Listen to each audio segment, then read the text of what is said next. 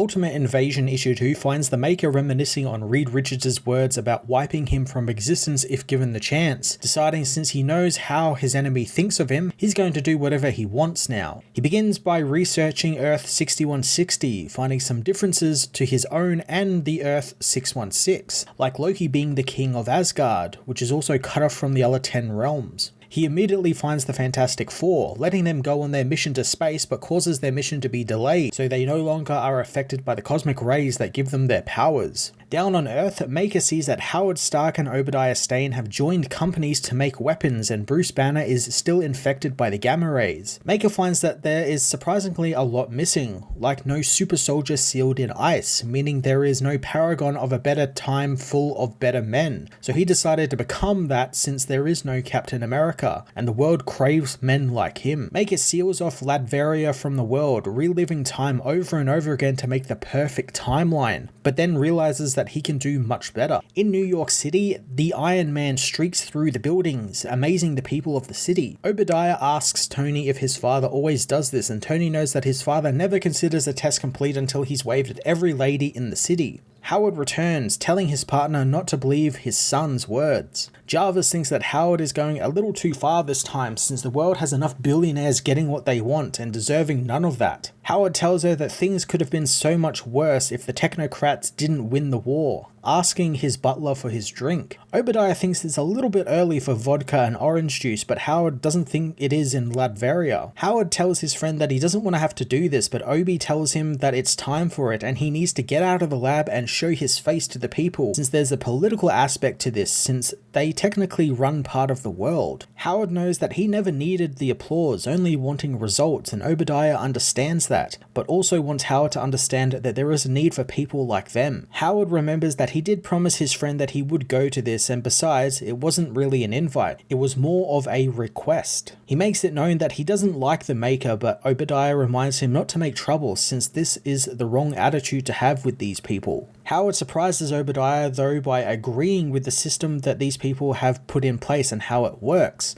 but Obi becomes suspicious that Howard has plans of his own. Howard finds himself questioning everything they have done and if this is all they can do with their amazing gifts, and it keeps him up at night that he doesn't want to accept that. Howard is told the jet is ready and heads out to his ride, given his schedule while on the jet by Pepper as he asks what Obadiah's agenda is, but the man knows that it's just time for Howard to meet his Maker. In Latveria, the news of the world covers the big gathering of the world leaders, spotting Obadiah and Howard arriving, the Hulk, who has arrived with his peaceful monks, along with the Pacific clan led by the Sun Emperor and the Rasputin family. All the families and world leaders gather outside the castle as the Maker comes to greet them, although he knows something is about to happen, telling someone unseen that he is waiting. In the sky above the castle, a portal opens and dozens of Avengers fall through it, intending on killing the Maker and no one else. The Avengers attack and Howard asks Obadiah what they are to do since he didn't come armed, as per Obadiah's wishes.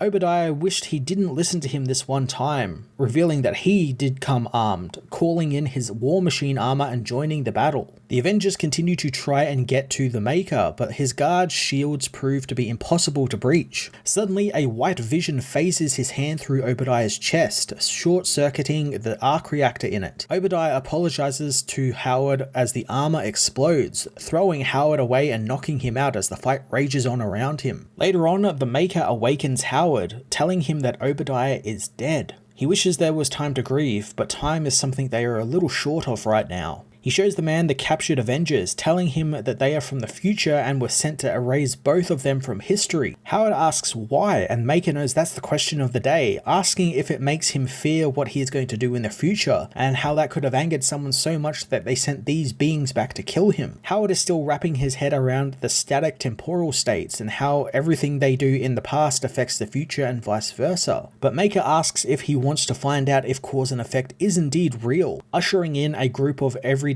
people, revealing he did a regressive scan of each of the future soldiers and discovered all of them are genetic clones made from seed DNA. So he tracked down the source of the DNA to this group of everyday people. His men kill the people, and in an instant, the Avengers from the future all scream in pain and turn into a pink viscous goo. Howard is sickened at what the Maker has done, knowing that they will do the same to him and will kill him when he's a child, but the Maker reveals that that won't work since he wasn't born on this earth, and if they come for him, it has to be right now at the height of his power. Howard knows they did that, and his friend died because of it. Maker waves off the comment, leading Howard into a lab to show him the Immortus engine. Howard figures out pretty quickly that this is a time machine and is the reason why the costumed people came after him. Maker reveals that the machine is damaged and doesn't actually work, along with the idea that Howard's world was never always this perfectly ordered society he knows now, and it only became that because the Maker manipulated it with the engine, using it to erase threats before they could emerge and repurpose existing pieces, like Howard himself, for grander designs.